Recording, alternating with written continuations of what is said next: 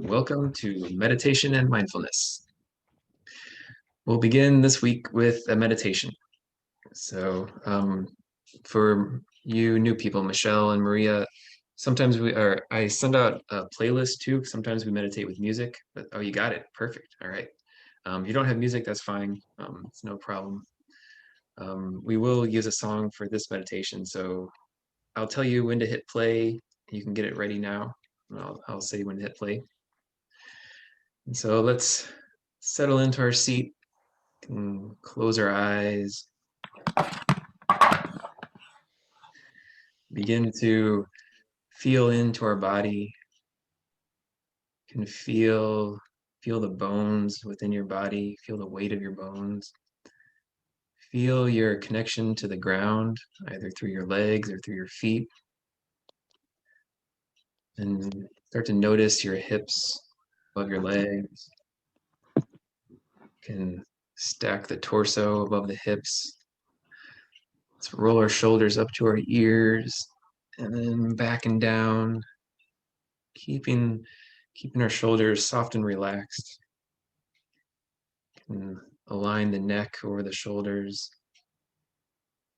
Slightly tuck your chin.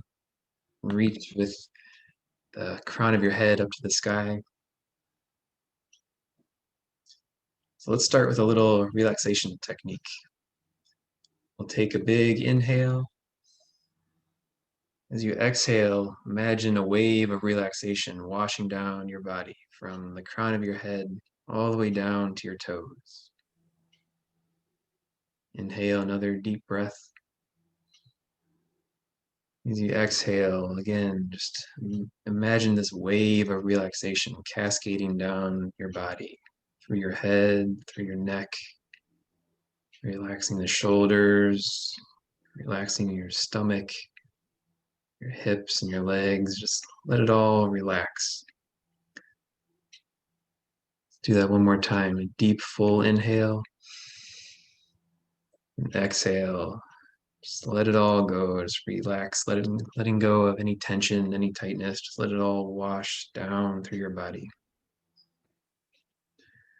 So you can continue with that technique while we sit, or if you get bored with that, you can just sit in silence. If you'd like to use music, you can hit play now. We'll come back together in a couple minutes.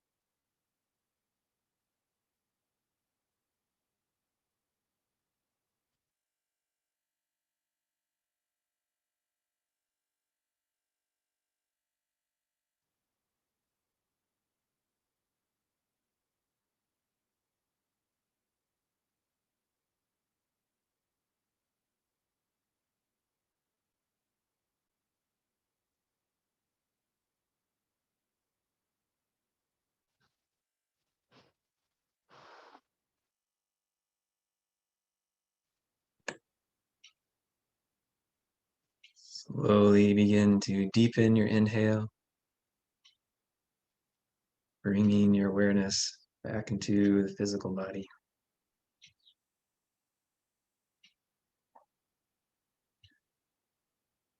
When you're ready, you can open your eyes and rejoin us.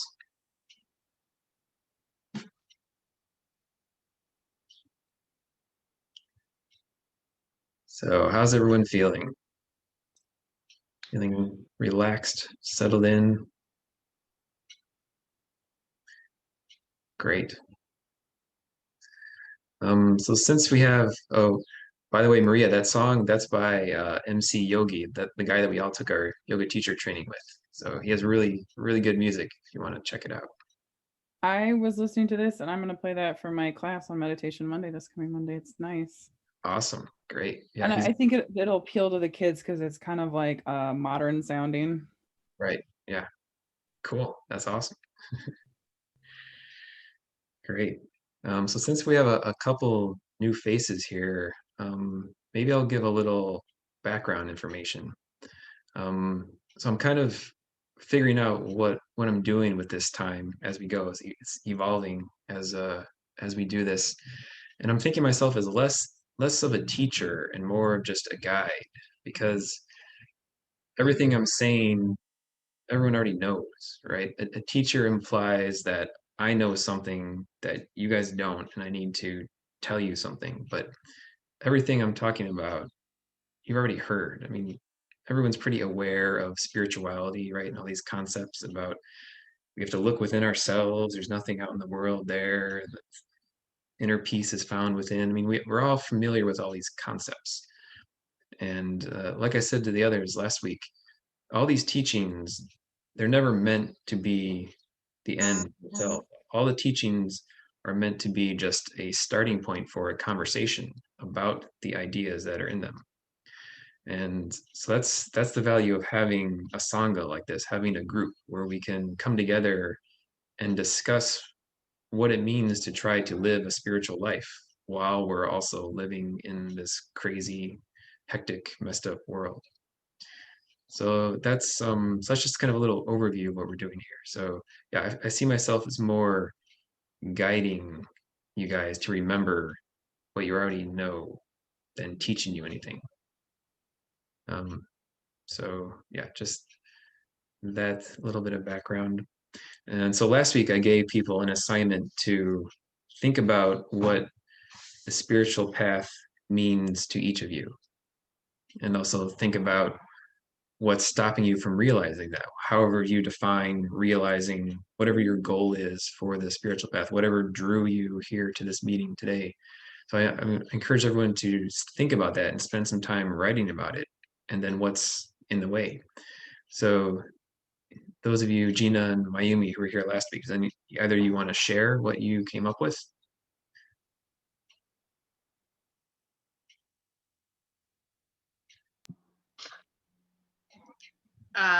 Okay.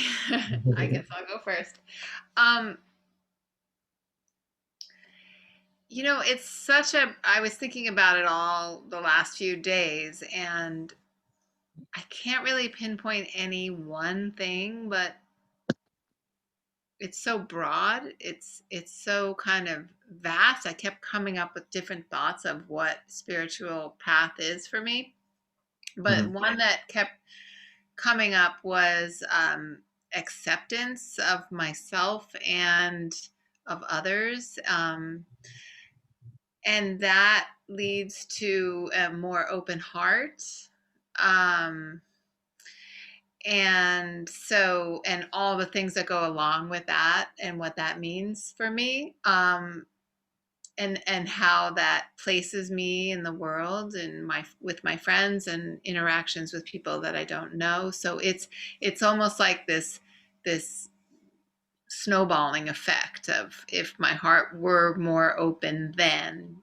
Um, and I think what's stopping me from having this acceptance and open heart is old patterns and traumas and things that have maybe affected me from a young age, interactions with my family and such, that, I formed patterns when I was young, which for me in particular was shielding myself and going internal when I felt challenged or unsafe, and building an armor in a way, which is kind of the opposite of having an open heart. So I think stripping down that armor would really help, and I'm working to do that, and at varying success. I think at times, certainly, I am more successful than at others, but I think it's a lifelong challenge that,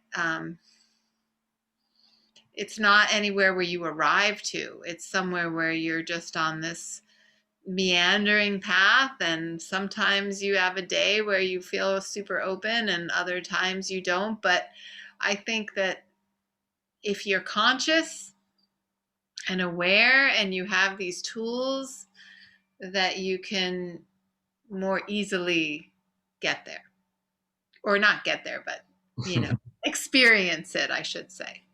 Right. Yeah. Yeah. Awesome. Great. Yeah. My teacher used to talk about that. The way she described it was that we start off with children as innocent, and with our hearts open to the world. That's how we begin. I mean, if you watch children, you see the joy that they experience in everything, and everything is a wonder to them. But then through life, those little traumas happen, and whether they're little traumas or big traumas, something happens, and each time it makes us. Each time we're hurt, we close off our hearts a little bit more, and the more that happens, then the more we close off our hearts, and then we get stuck, like you said, in these patterns and these habits, and it's really hard to break out of them. So yeah, that's I'm sure everyone here can relate, and that's something that's written a lot about at Elephant Journal. I mean, it's I kind of view Elephant as like a big group counseling, big group therapy session. Like everyone's writing about their trauma, and so it's nice to read about everyone else's trauma, and it makes us feel not so alone, not so crazy, because we all have these shared experiences of the things that wounded us, things that hurt us, the things that made us go within and put up that shield. So yeah, that's pretty. I'm sure everyone can relate. If there's a great book I just read called Loving Kindness by Sharon Salzberg. I think I've talked about it before. And so for acceptance, that's a great book for that. And she has lots of exercises in there to help work on those things, work on breaking down that shield, working on getting in touch with opening your heart, accepting yourself, accepting others, accepting the world. So you might want to check out that book for that particular challenge. Great. Mayumi, do you want to go?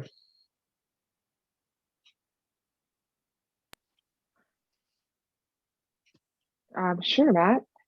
First, Elephant, did you say Elephant Group? Is that one of your groups that you're working on? I Elephant sure I Journal. didn't catch the name. Oh yeah, Elephant Journal. It's it's an online community. Oh, Elephant Journal. Yeah, of it's a writing website. Well, it's more like it's an online community of an online magazine. So yeah. Mhm. Uh, Sounds amazing. I want to check it out.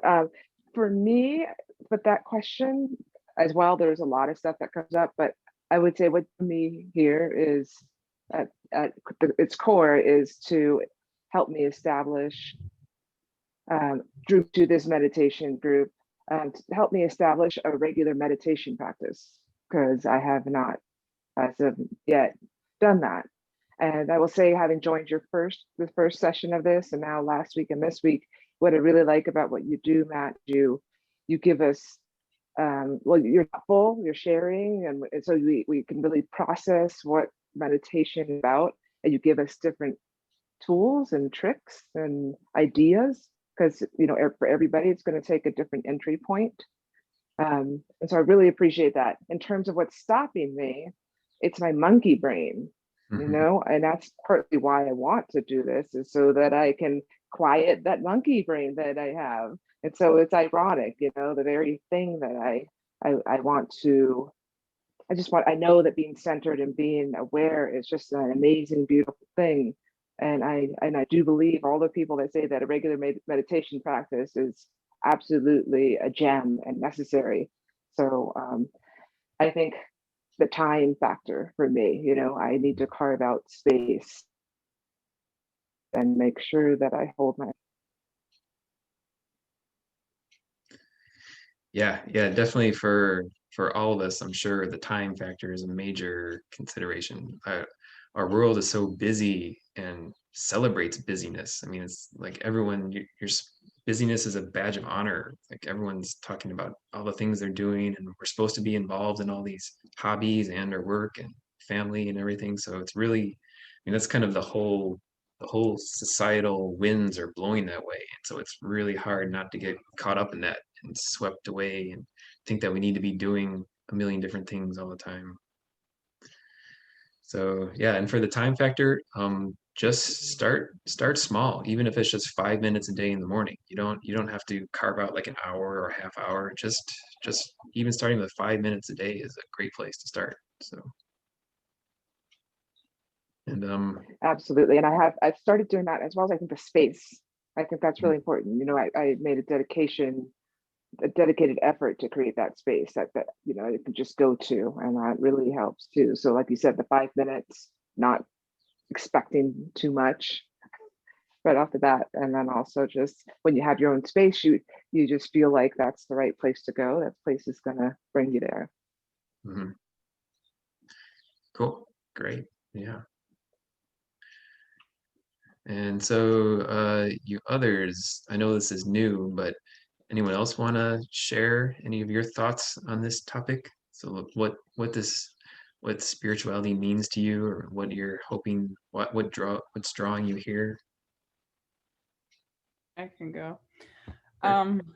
I started meditating about 5 years ago when I started the job where I'm at now, because I was exhausted, just like absolutely exhausted. And I heard that 10 minutes of meditating can be like 30 minutes of sleeping. So I was like, okay, if I can do like a 10-minute meditation during my lunch and feel like I've slept for 30 minutes, I think that sounds like a good deal.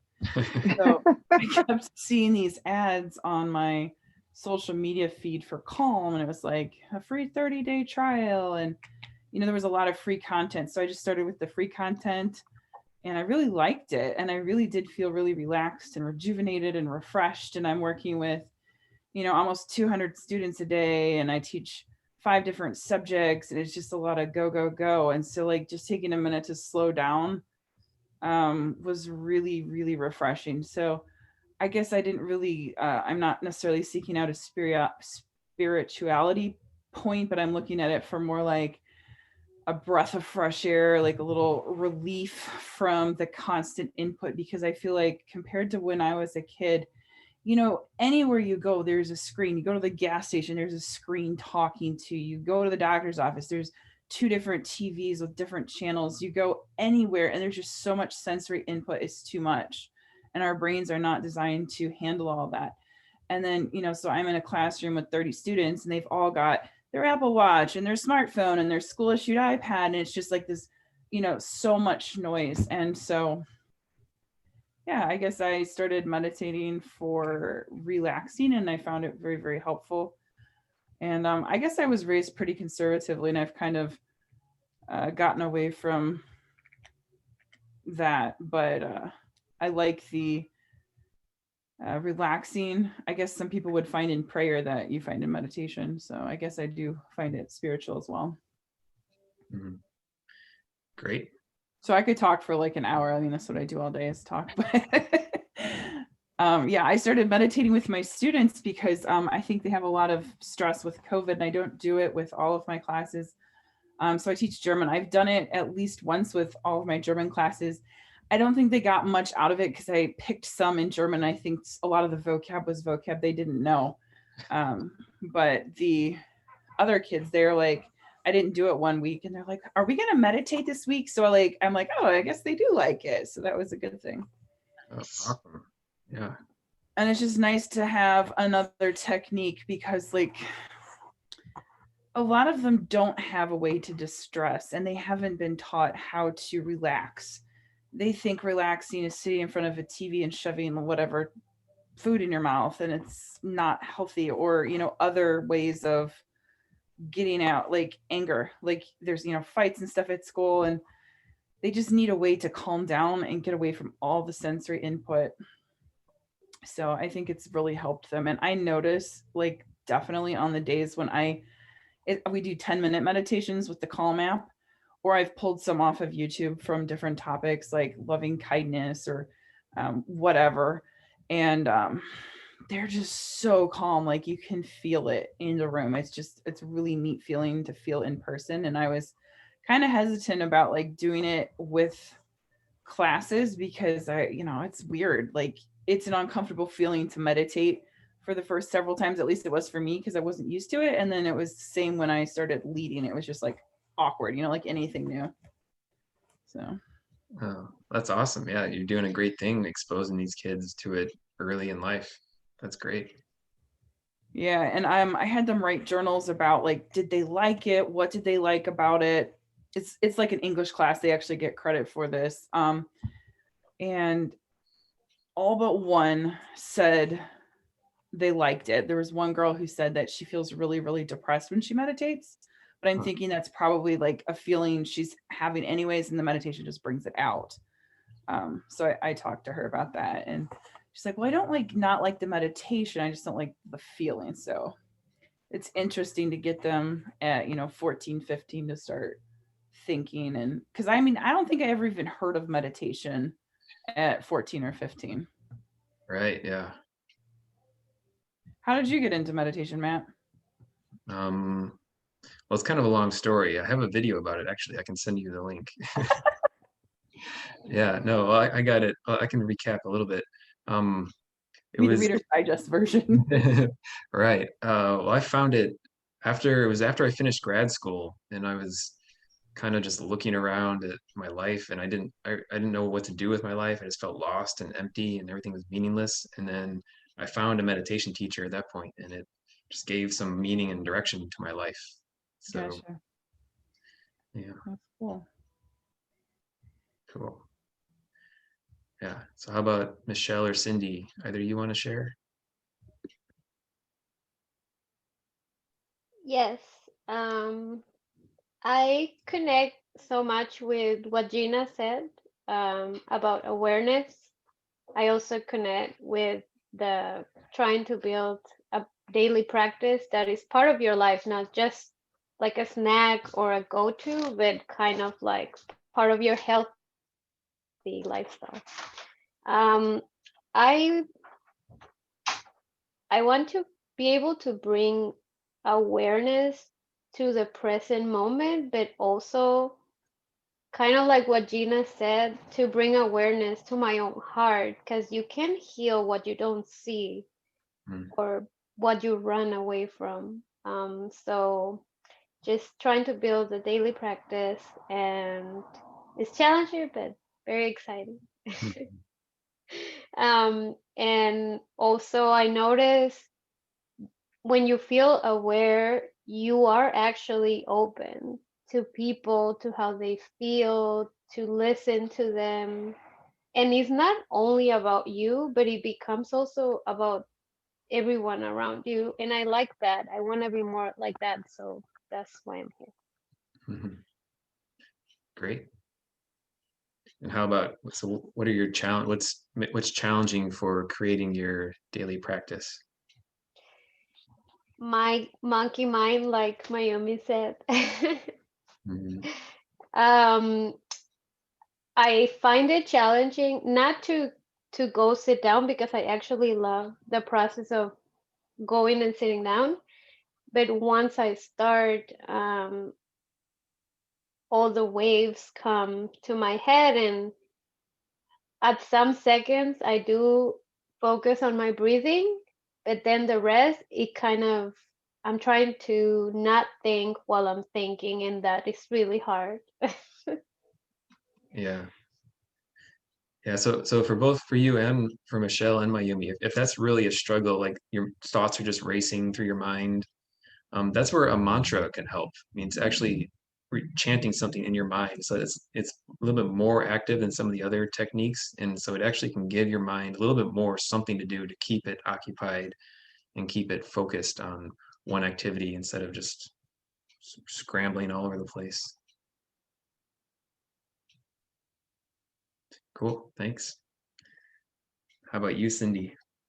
Yeah, I guess the same thing. I would just say the thing that keeps me from doing it every day is like getting going, and then at the end of the day, like, oh my gosh, it's already like 7 o'clock and I haven't set aside the time. So again, it's the piece where like I know how good it is for me, and I guess it's my, I don't know, lack of my bad schedule, something like that. Like I don't get going fast enough, or things take me a lot longer than I thought. But when I do, when I get back to my practice, it is relaxing, and it makes me feel like a better person, and it makes me feel like a better person in interactions with other people. So, it's more just like, I just have to more carve out the time is what probably my biggest problem is. Mhm. Yeah, understandable.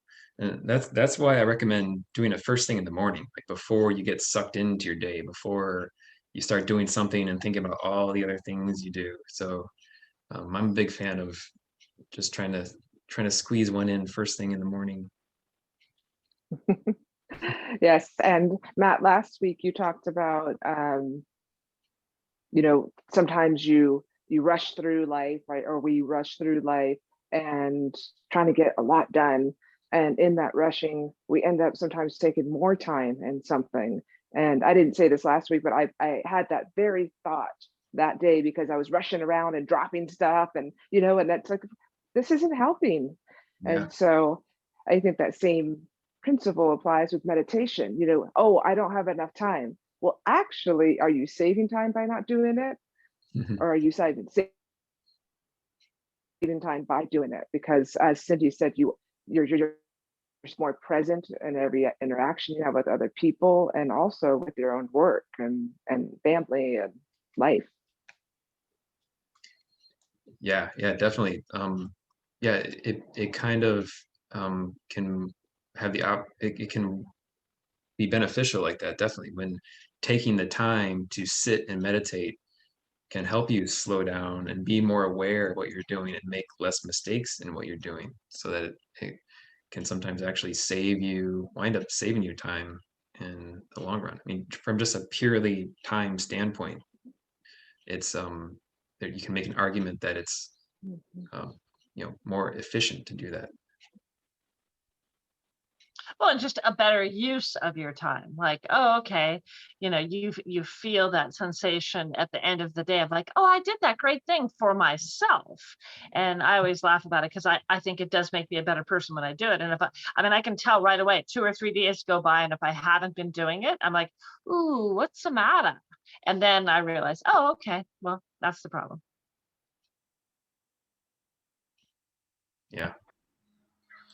I have a quick question though. So what exactly is the definition of meditation? Because I feel like at times when I'm going throughout my day, like let's say I'm doing yoga, or I'm doing stuff in my yard, I'm gardening, farming kind of thing, and I'm very present, and I'm very aware of what I'm doing in the moment, and I'm focused on my breathing maybe. And I feel like in some ways that's a meditation, moving meditation, whether you're just walking and just really being present and really being like purposeful about what you're doing. I mean, it doesn't have to be sitting, right? It just has to be like, what do you say the definition, or what does everyone think the definition of meditation actually is? Well, there's no single definition. I mean, you ask 6 different teachers of meditation, you'll get 6 different answers. I mean, some people will claim that there is a specific answer, and and they're the only ones that have the answer. But no, you're exactly right that it depends on how you want to look at it. I mean, everything you said is exactly true. Being fully present, that's a big part of meditation. But there is something a little bit different about the the aspect of a seated meditation where it, I mean, so what you're talking about, being very mindful, being very present, that's very similar. I mean, it's a very similar thing going on in the mind. But when you could maybe you could say one goal of a seated meditation is to stop having any experience at all, is to quiet the mind so much that there's not even an experience happening. So what you're talking, when you're being mindful in your life, yes, you're still present, and maybe there's no thoughts and you're completely aware and completely there, but you're still having this human experience. And that's I mean, a beautiful thing to do, to be fully present and be having this human experience. But you could think of meditation, the seated meditation, as a way to go even deeper underneath that, or further into that, where you stop having any experience at all. And so that's one way to think of the distinction of a seated meditation versus a moving meditation. But they're all good. There's not, I mean, one's not better than the other. Anything that brings you peace, that makes you more connected with yourself, is great, a great practice. So yeah, cool. So let's do another meditation. And I think similar to last week, we'll do a mindfulness exercise. So let's get comfortable in our seats. There won't be any music for this one. We'll just be quiet. So get comfortable in your seat, close our eyes, and then start to become very aware of your body. You may have heard the term, do a body scan, where you start at your toes and slowly move your way, move your attention slowly up through your body, becoming aware of your toes, your feet, your ankles. Let's focus on areas of the body that you may not usually think about. So what about the tops of your feet? Can you feel the tops of your feet? And then, so you move up the legs, maybe the sides of your calves. When's the last time you were aware of the side of your calf? You can move up a little bit more. How about the back of your knee, the crease behind your knee? How does that feel? Do you notice any sensations there? Do you feel your pants crumpled up behind the back of your knee? Then how about the sides of your thighs? Can you feel those? Feel your pants brushing against those? Let's keep moving up the body. How about your ribs, the lower edges of your ribs? Can you feel those? Maybe are they brushing against a shirt? Then moving up your chest, how about the backs of your shoulder blades? So when's the last time you noticed those? Can you feel the clothing against them? Can you feel your shirt? Maybe make a few small movements. Feel the clothes rubbing against your shoulder blades. Let's keep moving up. How's your neck? Is your neck tight? Is it tense? Do you hold tension in your neck? And how about your jaw? Your teeth clenched? Is your jaw tight? Can you relax your eyes? Can you relax your forehead? Are you wrinkling your forehead? And how about the very top of your head, the crown of your head? Can you feel that sticking up into space, the highest point in your body?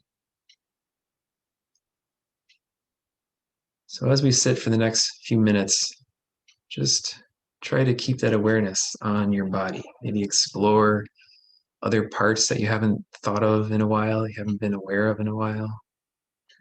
You can also open your senses to all the experience around you. Are there noises around you? There are smells around you? Just open your awareness to everything around you and everything inside you while we sit for the next few minutes.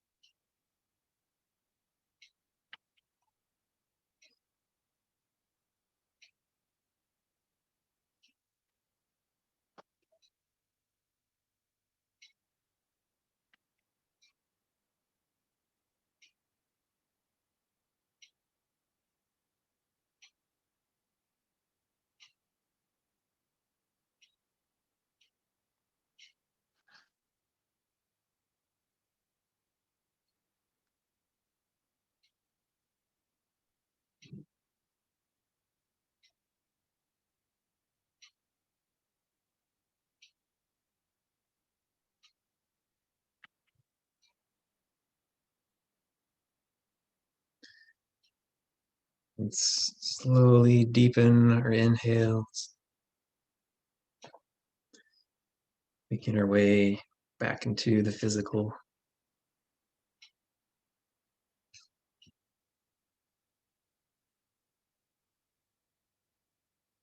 When you're ready, you can open your eyes and rejoin us.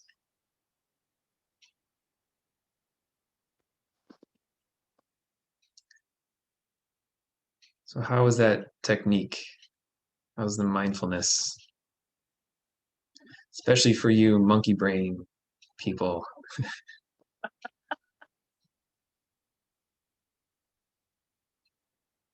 Nice. I like it. I think it's nice. Yeah, great. How about you, Mayumi? Is that a struggle with your monkey brain? Yes, it is.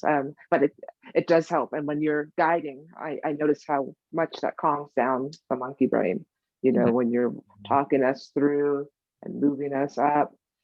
And so it made me think, can I do that for myself? And try kind of just be myself guided. Just it helps me so much. It's like what Michelle said before, that it's you start sitting and you think you're centering, and then all of a sudden you find yourself, ooh. And something in response to that, Michelle, one thing is, I think people have said, don't try not to think. Just acknowledge your thought and then come right back. Mhm. Acknowledge you went there and come right back. And I find that I do have to do that. And so maybe coming right back is saying, okay, can I feel the outside of my calves? Can I feel the sides of my ribs? Yeah, great. Yeah, was that helpful? Like focusing on those unusual parts of the body? Cool. I liked it a lot. Great. I love that Mayumi mentioned that because I was reading the beginner's meditation, Zen meditation book. I think that's the name of it. I can't recall. And it says that a warrior is not bothered by the waves that are our thoughts, but like Mayuri said, you acknowledge it and you let it pass, and eventually they'll go back to where they came from. So I love that. I agree with Mayuri that having a guide or a voice definitely, I could definitely feel my body so aware when you were talking, and then the thoughts came, but then I kind of said to myself to focus on my breathing. Okay. Yeah. Well, I do those meditation techniques, I clip those out and I put them on the website at the Abbey of the Redwoods. So they're available to rewatch anytime you'd like under the mindful living videos section. So yeah, you guys can check that out. Yeah, it's abbeyoftheredwoods.org.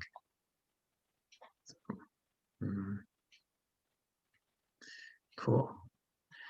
So I thought I'd talk a little bit about one of my challenges with staying mindful. I talked last week about the busyness and the speediness, about I was rushing, feeling like I'd have to rush through everything.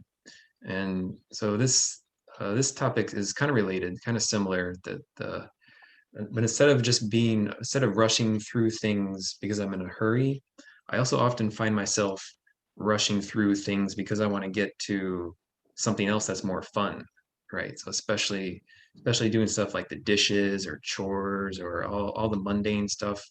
I'm always rushing through because I want to get to the more fun stuff. But then sometimes I find that I'm just rushing through everything, right? That if when we get caught in that rushing, sometimes when you actually get to, if you're so used to rushing through everything and everything's a rush, once you finally arrive at whatever activity is fun, I know sometimes myself, I find myself just rushing through that and thinking about what's next, and I can't even slow down and enjoy what it is that I'm doing. And so we've talked about this a little bit before, that one of the when I talked, I think it was the very first class actually, we talked about so what does fun mean? What does it mean when something's fun, right? And you guys gave some answers, and they were all about something's fun when it it forces us to have 100% of our attention on whatever we're doing, or things that make us feel like we're fully alive, things that make us feel that our hearts are full of love and that we're light and full of joy. And all those things are kind of mindfulness in a way. I mean, they're all a lot of those feelings, that sensation of being fully alive and being fully there. That's because the activity, I mean, it feels like the activity is drawing your mind in, but it's really that's the mind giving 100% of its focus to whatever it is you're doing. And so what I try to think about is, instead of rushing through the boring thing that I'm doing to get to something that's more fun, if what I really want is just to be fully present and feel like I'm fully alive doing whatever I'm doing, I mean, that's something that in theory we can do within our own mind, and just be 100% engaged in whatever we're doing, if it's dishes or folding laundry.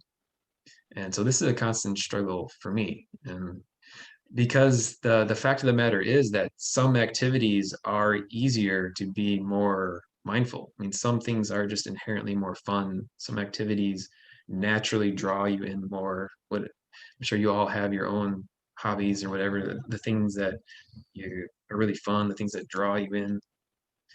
And so that's so it's easy to think, it's easy to want those activities and think those are better. And it's easy to think that it's we want to rush through the boring stuff to get to the more fun stuff. And so I try to approach it as kind of a balance. I've said many times that all the spiritual path is about balance, finding a balance between two extremes. And so with this issue of being present, I try to, what I've been doing last several years is trying to shape my life so that it does have more of those fun activities. It does have more of those things that are easier to be present in. But at the same time, also working on my mind, also trying to be more present in whatever I'm doing. So you can try to come at it from kind of both angles. And you'll find that with time, with practice, and with a daily practice, it gets easier. Sometimes you can actually have fun doing the dishes if you find one of those quiet moments where you really pull yourself in. Or maybe not, maybe you absolutely hate dishes. I mean, there's some things that are just intolerable for each of us, and it's good to recognize that. But so I encourage all of you to kind of to think about it both ways. I mean, think about trying to be more present in whatever you're doing, and then at the same time trying to bring more of those activities into your life that make it easy to be present. Because yeah, and it's especially me with work, the job that I do to earn money. I'm usually epically failing at trying to being present for that. But like you said, I think, I can't remember who said, it's a process, or I think, was that you, Gina, that there's no destination. It's an ongoing life work process of just being more and more mindful each day. So yeah, just wanted to talk about that a little bit. We're running out of time, and I'd like to do one more meditation, but is it any other questions or any other comments about anything what we talked about, or any other questions about your practice in general? I do. Well, first, thank you for sharing, Matthew. Good to relate. I noticed right now, it came to my mind when you were talking about challenges, that I have a really hard time letting go of thoughts when it's nighttime, not during the day, because I can be so mindful and present in what I'm doing, and I feel really good.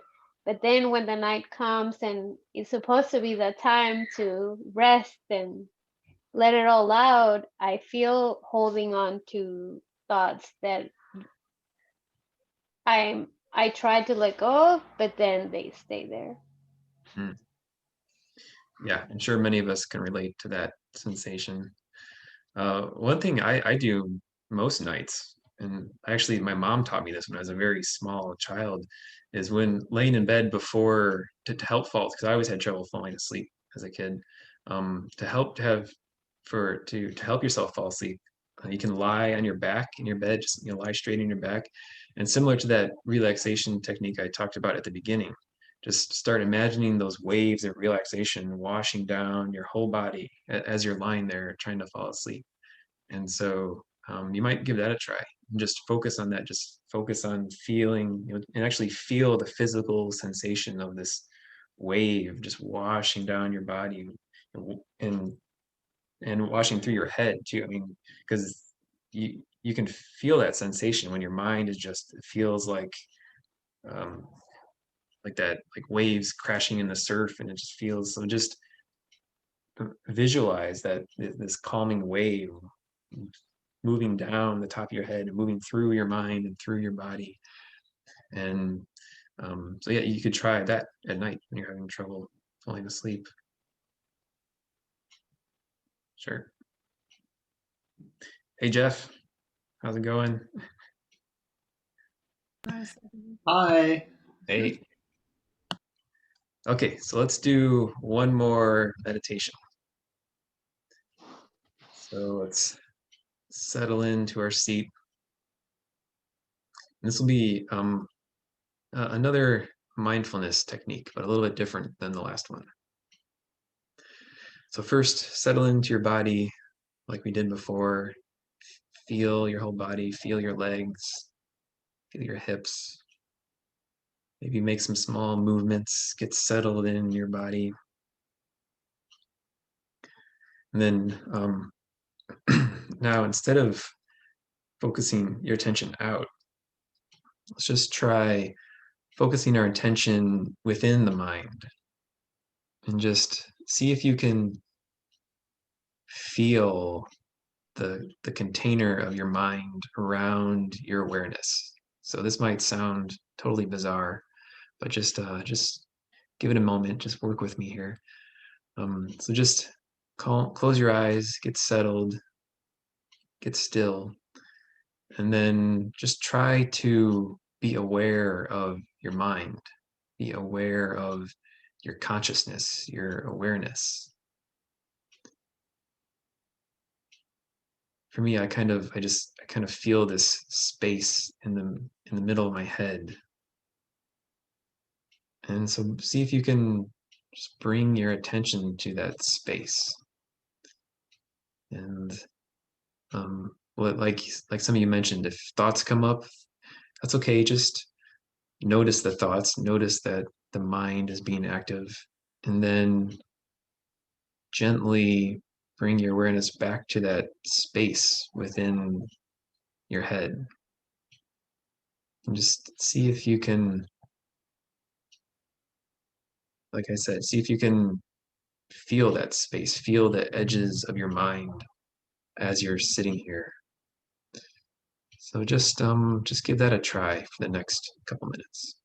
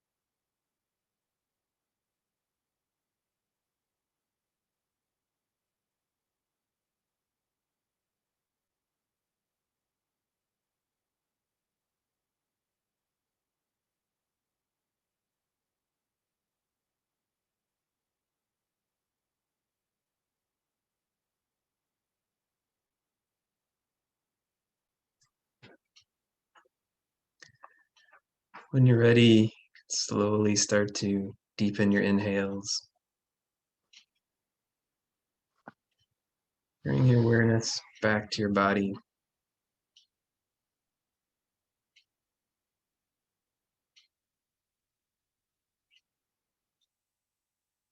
When you're ready, you can open your eyes and rejoin us.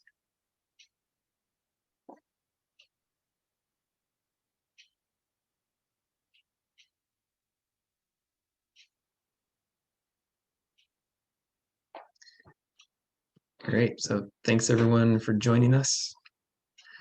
Our time is up. So yeah, thanks to Michelle and Maria for coming for their first time. It's great to have you. And everyone have a good week. It's great to see you all. Thank you, Matt. Yeah. Thank you so much. Have a great week too. Thanks. Thanks Bye. so much. That Thanks, was Matt. awesome. Good to see everybody. Yeah. Good to see you. Bye. Nice to meet you guys. Nice to meet you. Bye.